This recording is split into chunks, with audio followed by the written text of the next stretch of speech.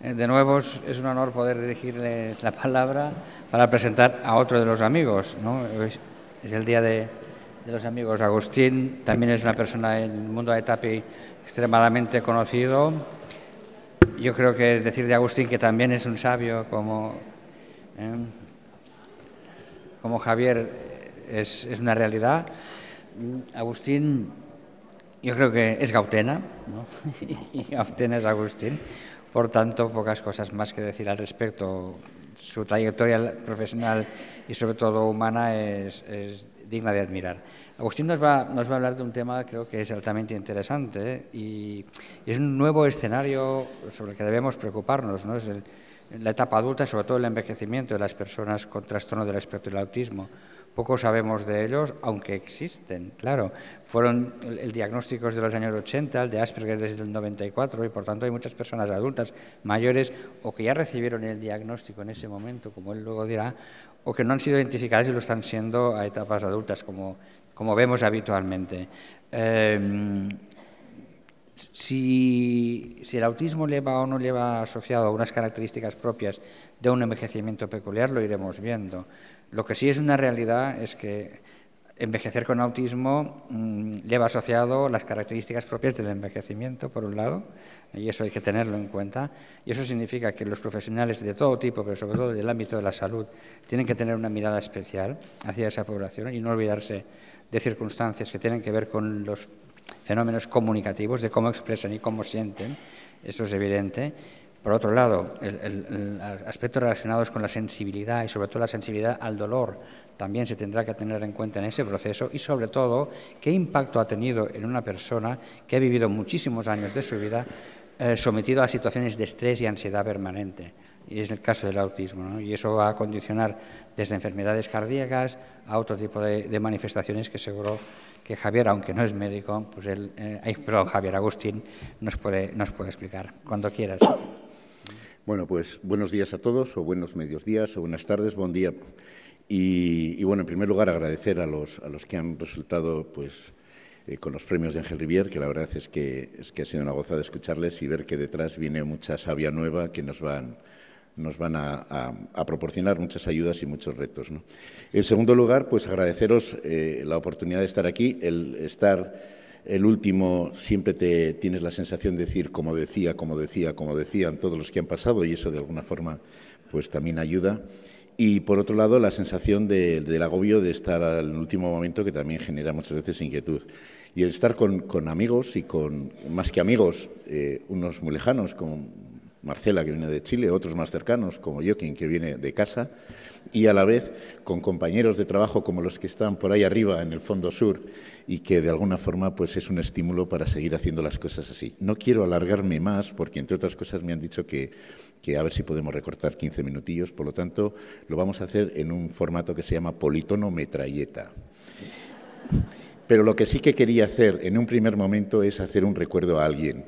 Esto de las nuevas tecnologías tiene un impacto en la sociedad en general y uno de ellos es que hay colectivos, como podían ser las librerías especializadas, que lo están pasando mal. Y este recuerdo quiere ser para Checho, que es el propietario de la librería Para Dos, que en las próximas semanas cierra, y que con él, de alguna forma, cierra una forma de entender no solamente el aprendizaje y la comunicación, sino también el sentirse acompañado en todo este proceso. Sentarse delante de una máquina y pedir libros a cualquiera de las editoriales que hay en clave informática, pues pierde esa referencia que tiene de sentirte al lado de personas a las cuales vas con todo ese anhelo de que te van a ayudar a encontrar algo que tú estás buscando. Y va por él, por Checho. De todas formas, como es de Donosti, le seguiré viendo y seguiré disfrutando de él.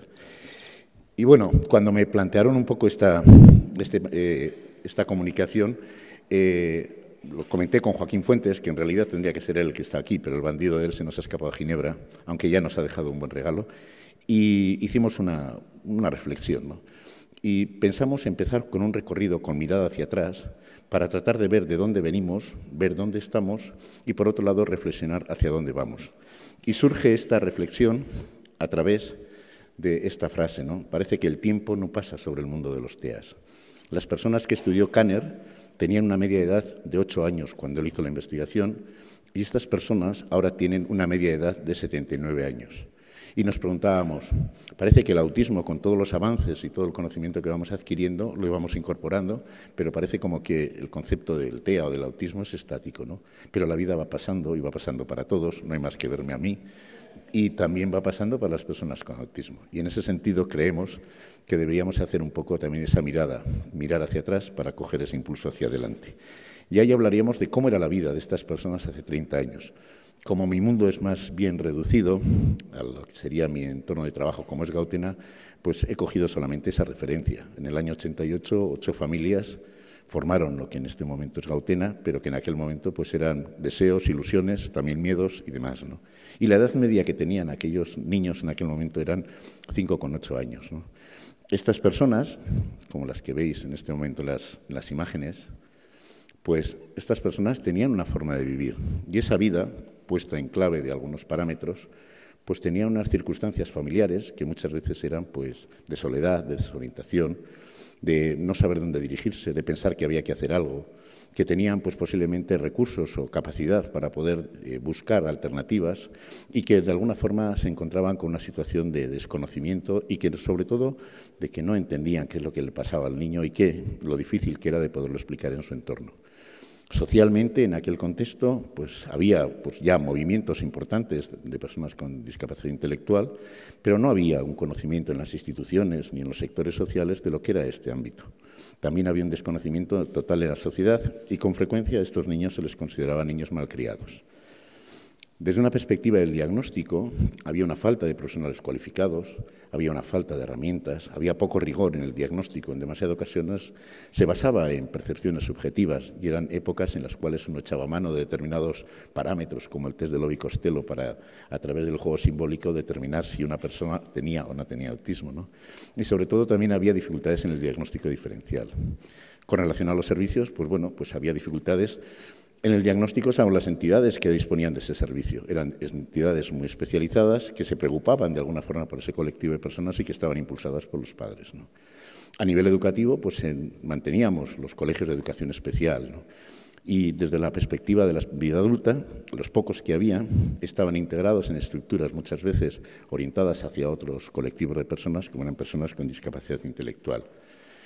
Cuando nos centrábamos en los intereses de las personas, lo que veíamos era que básicamente su vida estaba limitada a lo que era estar en casa, atendidos por la familia en un contexto muy próximo, y que la vida era fundamentalmente familiar. Había pocas o escasas relaciones significativas. Las familias vivían aisladas o con muchos problemas de comportamiento en base a rituales y hábitos que hacían una vida muy poco estimulante. Tenían dificultades para poder compartir una vida social con otras familias. Y los programas que en aquel momento se tenían, pues dependían de las asociaciones, que había asociaciones que tenían un despliegue ya de servicios y otras pues que estaban buscando esos servicios o buscando su propia identidad, ¿no?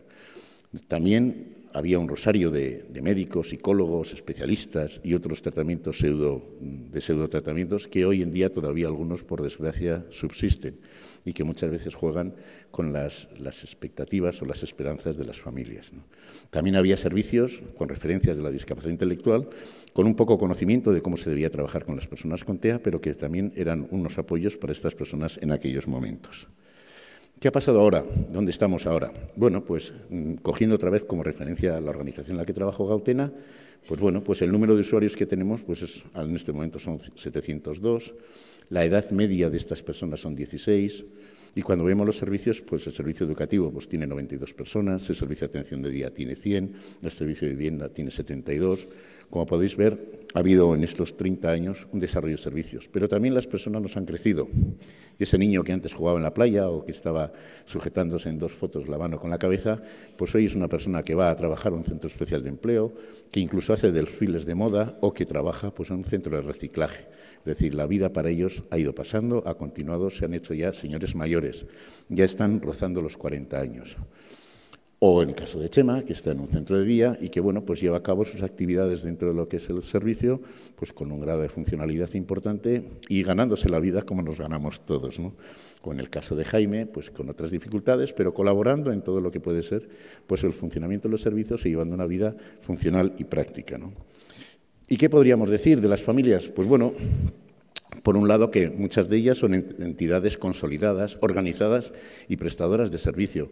Han hecho una labor fundamental en la creación de estos servicios, quizás muchas de las veces pues, gastando o a base de su propio, digamos, salud, ¿no? Con un empoderamiento y buscando un cambio de modelo de pacientes a ciudadanos con derechos. Ya no solamente quieren que se les reconozca como personas con una discapacidad, sino que se lo buscan es que se les reconozca como ciudadanos de pleno derecho. En el cual están representados todos tipos de familias y, por otro lado, son conscientes de su compromiso con los valores de inclusión y ciudadanía. Y es verdad, como decía Javier esta mañana, que posiblemente las familias y las propias personas son las que van a tener que demostrar a la sociedad en general el valor y la capacidad y la competencia que tienen y el derecho que tienen a ser reconocidos como personas, como ciudadanos, ¿no? También ha cambiado las condiciones sociales y, desde luego, no me quiero ser optimista porque realmente estamos en un momento francamente difícil, ¿no? Pero hemos generado recursos, tenemos una legislación, aunque la situación en este momento no es buena, tenemos una crisis, hay una heterogeneidad en cuanto a las necesidades sociales y hay diferencias entre diferentes ámbitos y comunidades autónomas, ¿no? Aunque todavía consiste en modelos segregados, su paulatina participación como ciudadanos es incuestionable. Y ya no hablamos de modelos asistenciales ni modelos funcionales, hablamos de modelos de calidad de vida, de modelos centrados en la persona, ¿no? Buscamos servicios con claros compromisos de inclusión, con una visión de necesidades de apoyo a lo largo de toda la vida, y prueba de ello es que estamos aquí hablando de envejecimiento, y es verdad que nos viene bien a algunos de nosotros, que ya empezamos a llegar a esa etapa también. Y luego, por otro lado, una comprensión de su heterogeneidad.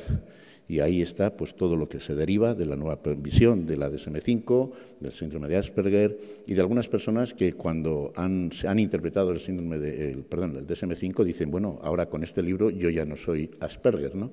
Ya soy una persona normal, entre comillas, ¿no? Un mayor conocimiento de los TEAs y de cómo apoyarles y un mayor interés en investigación y nuevos recursos y servicios. También en el diagnóstico pues, tenemos mejores herramientas, mejores profesionales, un consenso de cómo llevarlo a cabo y pues, en el tema del ámbito de Asperger, adultos, diagnóstico diferencial, es decir, que ha habido todo un proceso de mejora en estos 30 años, como no podía ser de otra manera. Cuando hablamos de servicios y apoyos, nos encontramos que disponemos de orientaciones de referencia, de Autismo Europa, las guías de buenas prácticas, y a veces me cuesta entender que a pesar de toda esta información que tenemos de cómo deben ser o de orientarnos de cómo deben ser las cosas, que todavía se lleven a cabo pues, determinados servicios y determinados recursos pues, que no tengan en cuenta aspectos como la inclusión, como la planificación centrada en la persona, como el derecho de las personas a decidir, como ese concepto de ciudadanía o como ese objetivo final que es la calidad de la vida, ¿no? La idea de que a nivel educativo la inclusión pues, progresivamente va calando. La cifra que tienen ustedes en la pantalla, 92 personas, corresponde a las personas que están en las aulas estables, que no en centros de educación especial, y lo que está alrededor, los 716, sería el número de personas en edad escolar que están en Guipúzcoa integradas en colegios ordinarios. Todavía nos queda esos 92, que es un reto, pero evidentemente hemos saltado mucho de aquellos centros de educación especial con 25 usuarios o 25 alumnos que teníamos a esta situación, pero nos queda trabajo por hacer. En personas adultas pues tenemos un abanico de recursos, algunos los compartimos en contextos, digamos, con otras discapacidades, pero ya progresivamente vamos viendo que tenemos un sector importante de personas adultas que tienen una proyección sobre la vida, digamos, como ciudadanos, una vida compartida con los demás y que progresivamente se van integrando, ¿no? La necesidad de apoyos en la búsqueda de empleo, más y mejor preparados los profesionales, es una evidencia y a ETAPI en ese sentido yo creo que es un referente. Y luego más relación entre disciplinas, aunque todavía queda mucho por hacer, la farmacología, la medicina, la salud mental. Nos acordamos de Julia y la tragedia que tuvo que pasar su hijo por no tener un buen encaje, todo lo que podía ser sus necesidades desde una perspectiva de salud mental y la falta de preparación de lo que sería el ámbito de la sanidad en ese sentido, ¿no? Y también los intereses de las personas. Las personas con las que trabajamos, he quitado muchas fotos porque como tengo permiso para ponerlas aquí, pero sé que se graba y que luego esto va a estar por ahí circulando en la red, pues las he tenido que quitar porque para eso no tenía permiso, ¿no? Pero todos hablaríamos de que tiene una vida más rica en experiencias, más oportunidades en diferentes momentos vitales. Recientemente estuvo por allá, por Guipúzcoa, pues el grupo Autista, que es un grupo de música de rock ingleses, que la verdad es que fue delicioso pasar una tarde con ellos. También son personas que hacen arte, como hemos podido ver, también son personas que practican deportes y que están por la mayor parte de los ámbitos de la vida social sociocultural que nos podemos encontrar, ¿no? No son tan dependientes de las familias, van desarrollando un estilo de vida personalizado y posiblemente el objetivo futuro será el diseñar cada uno de ellos su futuro, cómo, con quién y qué quiero en mi vida y sobre todo qué es lo que no quiero que pase en mi vida, ¿no? Si nos centramos en las familias, a nivel de consideraciones, de orientaciones, podremos hablar de, en el futuro, pues poco a poco la vida va siendo implacable con todos y vamos perdiendo a nuestras familias y entonces poco a poco vamos perdiendo a esos padres, a esos hermanos, a esos tíos y es verdad que vienen otros hijos, vienen los nietos, vienen los hermanos, vienen los sobrinos, etcétera, etcétera, pero esa pérdida de familiares para todos es importante y también para las personas con autismo y no debemos dejar de tener por lo menos una reflexión de cómo ayudarles a estas personas a que en la medida que van perdiendo esos referentes también vayan teniendo otros referentes que vayan llenando ese lugar, ¿no? Hemos tenido, o por lo menos mi percepción es que durante gran parte de la vida de las personas se ha centrado en un vínculo muy potente con las familias y a veces los hermanos han quedado en un segundo plano. Y no debemos olvidar que llegará un día que los padres desaparecerán de la vida y entonces los hermanos tienen que ser un puntal, un valor importante para seguir teniendo en su entorno esas personas de referencia que nos hacen sentirnos no solamente queridos y apreciados, sino también con calidez y con el disfrute de estar con alguien que son importantes en nuestras vidas. Algún día hablaremos de la vida interna de las personas con autismo y cómo pasamos alrededor de ella y muchas de las veces la huella que dejamos no nos damos cuenta de la importancia que tiene para ellos. También ahí hablar pues un poco la fundación, el papel que pueden desarrollar las fundaciones tutelares para garantizar que estas personas, según haciéndose mayores, están en un proceso de envejecimiento, pues tienen todos sus derechos de la curatela y de la tutela pues garantizados y que les permita ser ciudadanos pues como los demás, ¿no?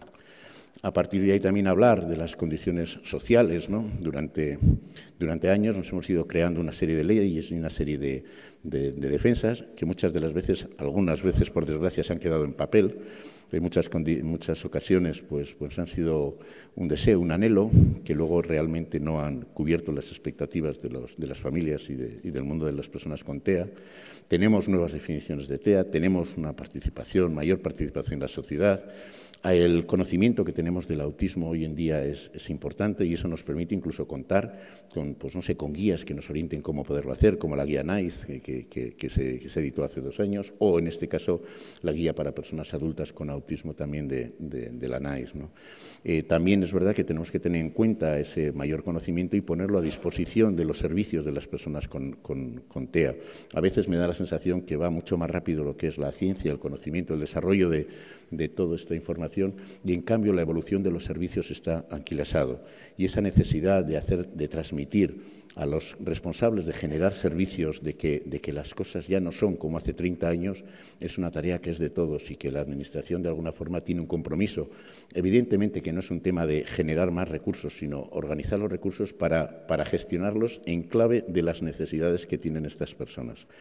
El impacto de la inclusión escolar. Llevamos ya muchos años que personas con autismo llevan desarrollando su currículum educativo en entornos ordinarios. Entonces tenemos una generación de personas que han estudiado y que han trabajado y que han compartido sus etapas educativas con personas con TEA y eso es un valor importante.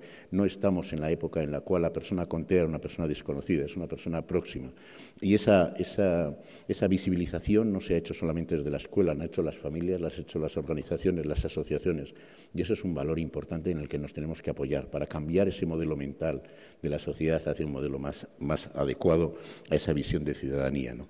Y por otro lado, los autogestores, como personas que tienen que ser los principales garantes de ese cambio de modelo mental. No hay nadie que pueda explicar cómo es esa persona y qué necesidades tiene como la propia persona. Y tenemos que apoyarnos en ellos y tenemos que fomentar que estas personas tengan su voz y tengan su participación en la sociedad.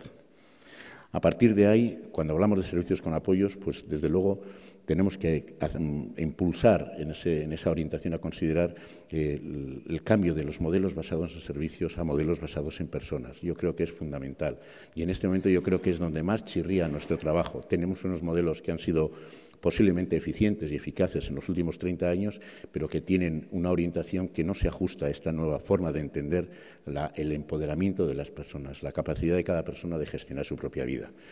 Y también tenemos el impacto de la crisis, evidentemente, cuando volvemos a la realidad de todos los días y vemos que las champonas, como decimos nosotros, los dineros cada vez son menos, pues tenemos que hacer unos ejercicios de imaginación, ese pensamiento, esa mirada lateral para tratar de buscar y aprovechar muchas de las sinergias y los recursos que tenemos alrededor. Es posible.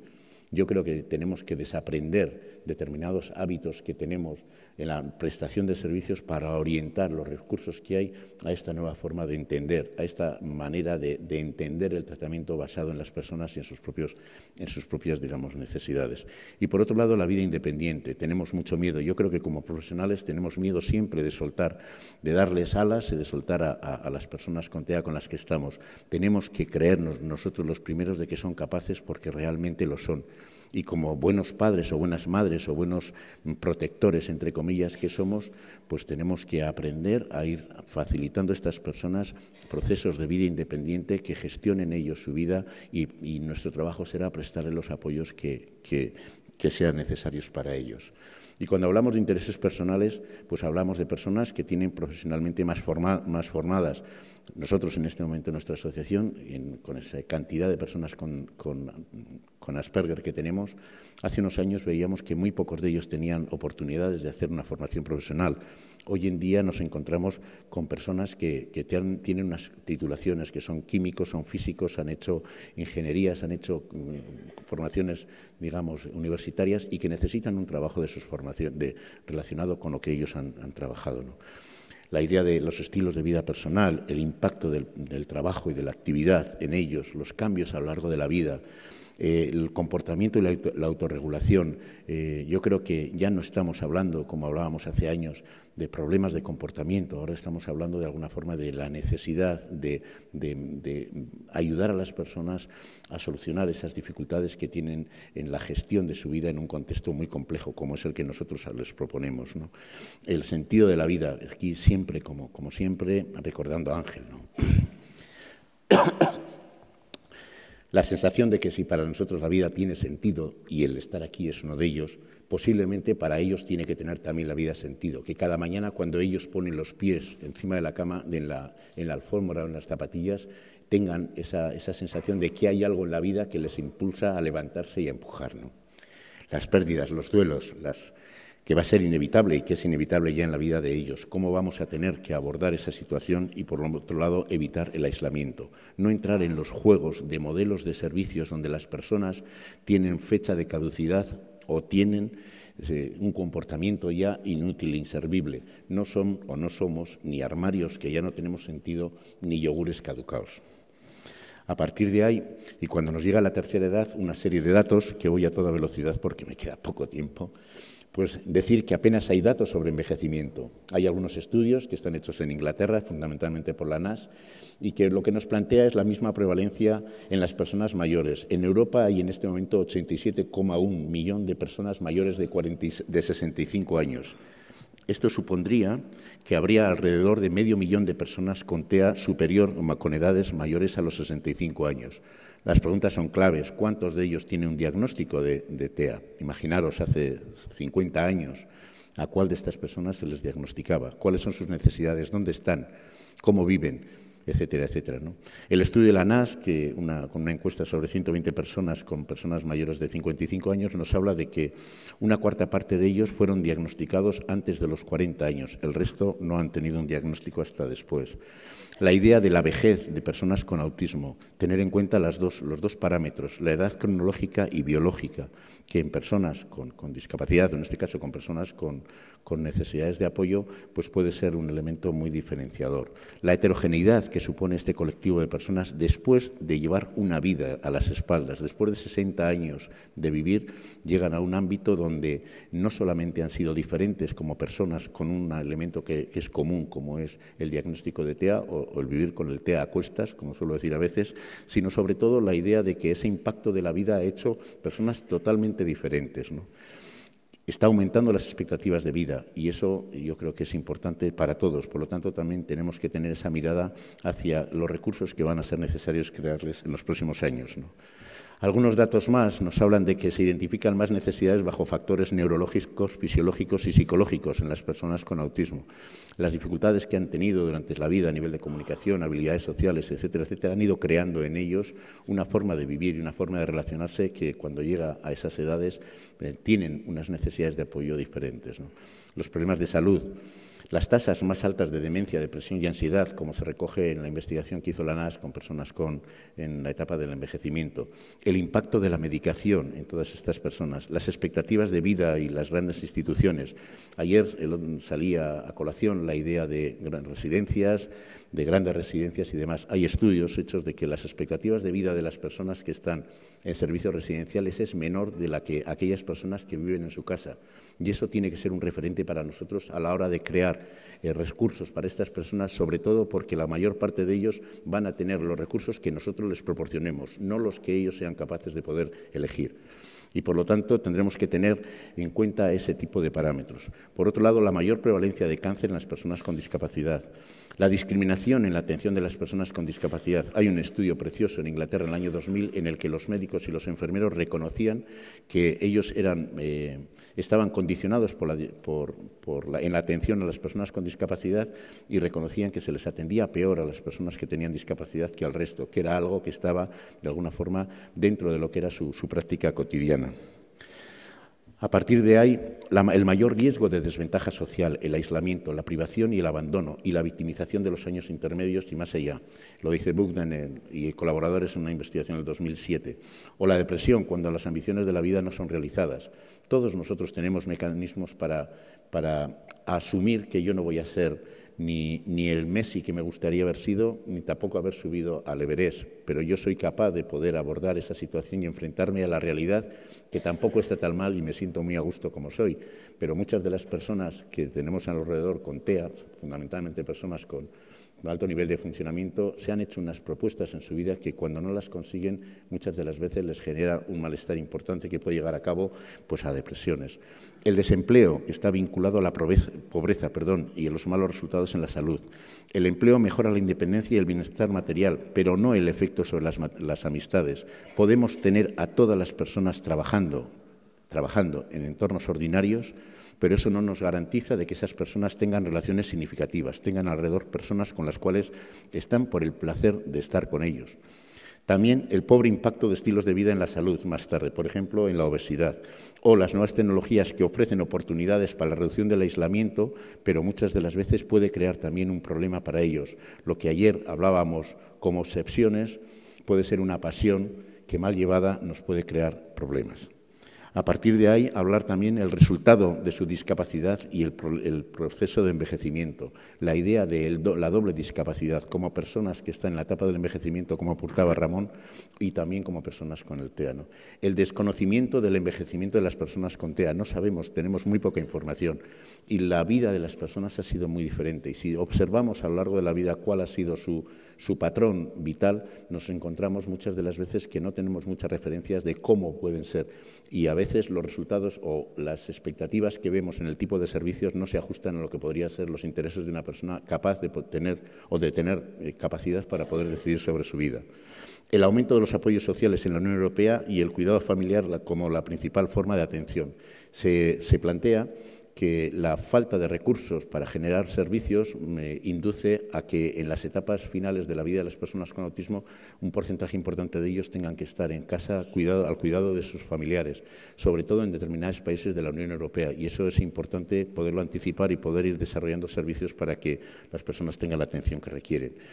La edad avanzada de los progenitores, la idea de que se van perdiendo los padres y las personas de referencia, la pérdida de referentes en el marco familiar, la sensación de soledad, la preocupación de los padres. El 96% de una encuesta realizada en Inglaterra decían que los padres lo que se sentían eran preocupados, no se sentían seguros por esa, etapa de la vida del envejecimiento en las personas con TEA. Los hermanos, muchos hermanos quieren pero no pueden, por cuestiones familiares, personales o porque muchas de las veces no les hemos dado la oportunidad de compartir con ellos su vida. Hemos sido muy buenos generando servicios y diciendo no os preocupéis, nosotros les atendemos y cuando ellos sean mayores y les necesiten no van a estar al lado porque no van a saber, no han compartido su vida. Y luego dificultades al desaparecer uno de los cónyuges en casos de matrimonios con hijos con TEA o en caso de matrimonios, digamos, de parejas con TEA, el hecho de que la pérdida de una de las personas puede suponer para la otra persona una dificultad para no solamente llevar a cabo una relación afectiva, sino también una relación funcional. Las personas adoptamos cada uno un papel en nuestro entorno familiar y si yo no cocino, el día que mi compañera no está en casa, yo no voy a saber qué hacer. Por lo tanto, tenemos que establecer también estrategias para ayudar a las personas a abordar esas situaciones de pérdidas. A partir de ahí, eso es. Hablaría de dos buenas prácticas. Una buena práctica en Gales, una práctica que han hecho una investigación sobre adultos con autismo y el resultado ha sido pues, el establecer una serie de medidas y digamos, de servicios de apoyo. Han generado una serie de puntos de apoyo para las personas en etapa de envejecimiento y esa estructura de apoyo está orientado a prestar ayudas a las personas con TEA. Y luego, como buena práctica también en Inglaterra, la idea de crecer y envejecer en Inner Road College, que plantean la creación de una zona, son dos casas con 8 apartamentos, desde la edad adulta temprana hasta la vejez. Es decir, no esperar a que la persona tenga 65 años para sacarla de un sitio o de su casa y incorporarla en un contexto que para él es nuevo y que le genera por lo menos una desorientación. Y entonces plantean como un proceso de tránsito, un enfoque fundamental en que las personas son diferentes y tienen diferentes necesidades, una educación y una orientación hacia la educación y la ética, porque todas las personas nos vamos formando a lo largo de la vida hasta en el mismo momento de morir.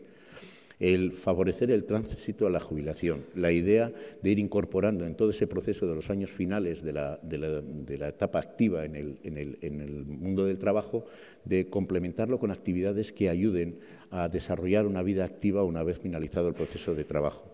La salud y el bienestar como elementos claves y un marco para envejecer mejor. Este servicio, que son 2 casas con 8 apartamentos, pues lo que genera es un contexto, digamos, vital, en un contexto normalizado para personas con estas características. Y ahora quiero terminar, porque me queda un minuto, con las consideraciones del Consejo de Europa en relación a los derechos de las personas con discapacidad en el envejecimiento y lo que nos proponen de cara a lo que podían ser las personas con autismo. Y entonces lo que nos dice es que las personas con autismo y otros tipos de discapacidades que requieren un alto nivel de apoyo tienen el derecho a tomar decisiones con su propio futuro al margen de la edad y la capacidad. Que las personas con autismo deben contar con los medios necesarios para garantizar la prevención de los problemas de salud, el diagnóstico preciso, la prevención de los problemas relacionados con sus condiciones de salud y el tratamiento de las condiciones de salud individuales. Que las personas mayores con autismo deben contar con acceso a medios adaptados, alternativas de la comunicación y la información visual.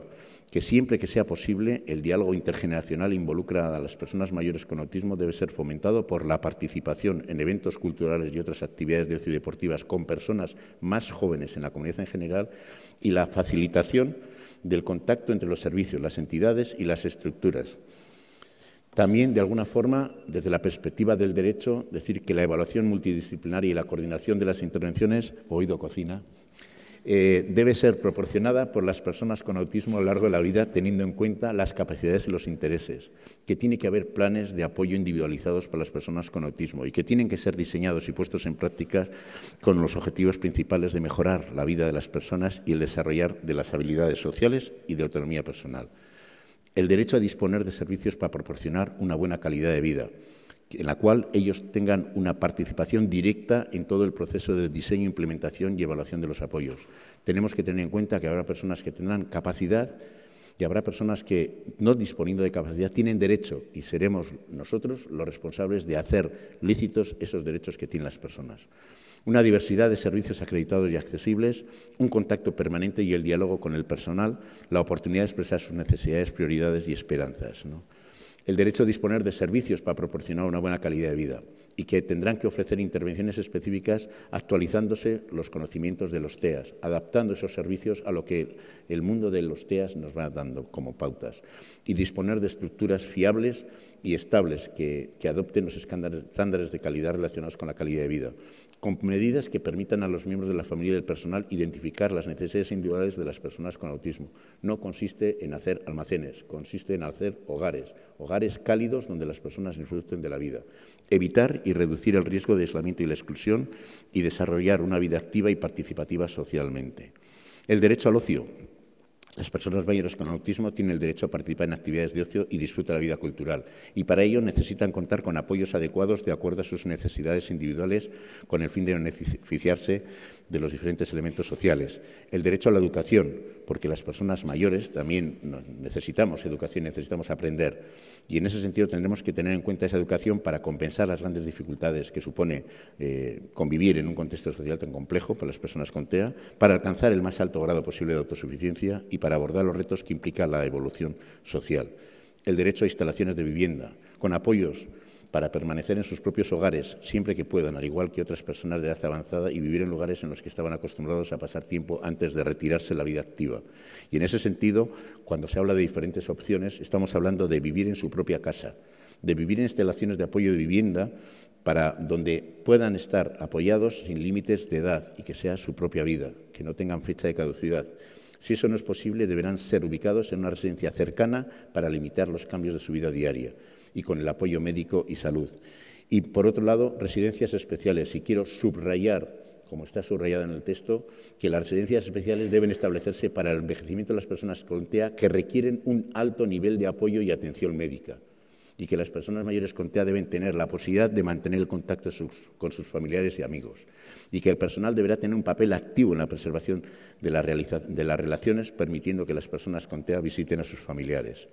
También la capacitación de los profesionales. No sé, yo creo que Javier hoy ya nos ha contado suficiente.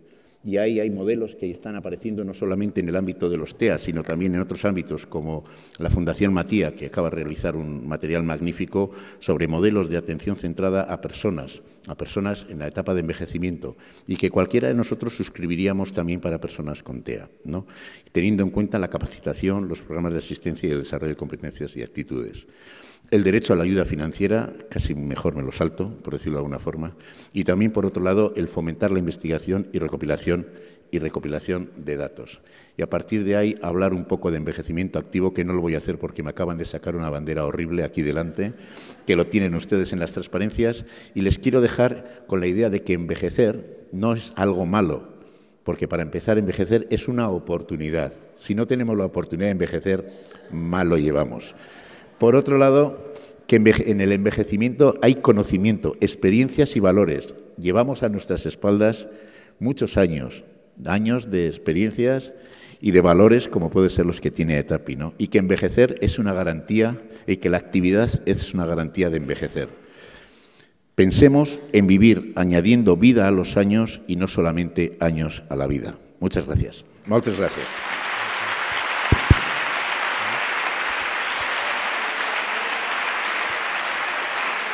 Gracias.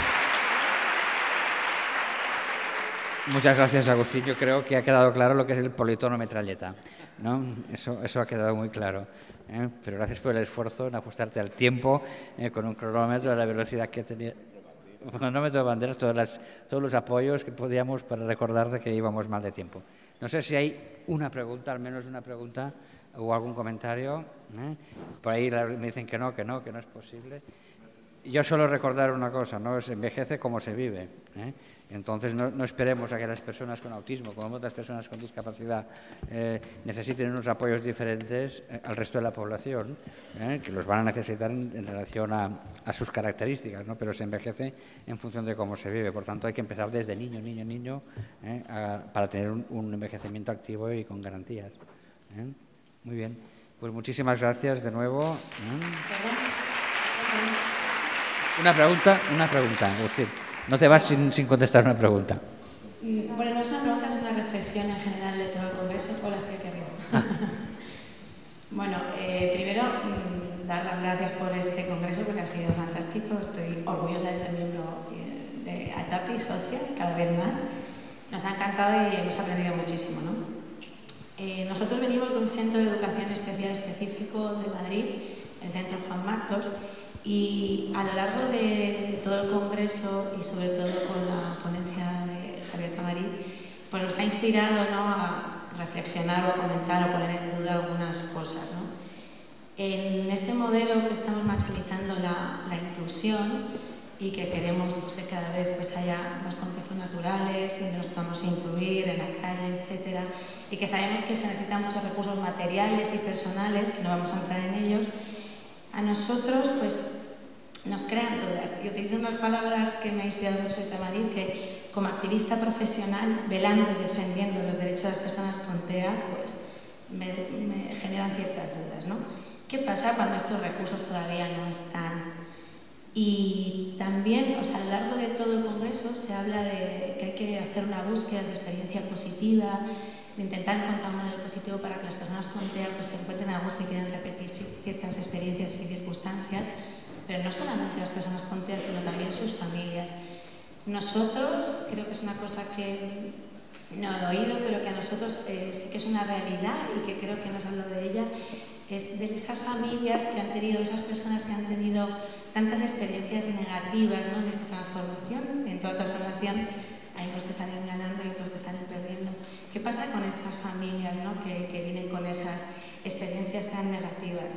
Y también, o sea, también se dice pues, que ellos tienen, como personas con autismo, ¿no? que tienen derechos y que debemos preguntarles a ellos, a sus familiares, qué quieren. No sé si a lo mejor con esta experiencia y con esta ilusión que tenemos e interés de que llegue la inclusión y que llegue cuanto antes, si nos estamos a lo mejor olvidando de ciertas personas dentro del espectro autista que todavía por los recursos, sobre todo, creo que aquí compartimos casi todos los de las diferentes comunidades administrativos que no podemos tener ciertos recursos materiales y personales, están sufriendo, ¿no? O sea, un compañero mío, Dani, de autismo, Sevilla, decía que los centros específicos estamos un poco anacrónicos, ¿no? Y yo creo que en cambio somos coetáneos, o sea, no somos anacrónicos, sino que somos coetáneos, hacemos muchísima inclusión, estamos interviniendo en restaurantes, tiendas, en sanidad, nos vamos a la peluquería, al médico, escolarizaciones combinadas, etc. Y creo que seguimos ahí. ¿Qué pasa? Que de momento, si esos recursos no están, dotamos de un espacio que sea anticipable y predecible y que le dé una estabilidad emocional a estas personas para que se puedan participar cada vez más en la comunidad. Gracias. Bueno, gracias.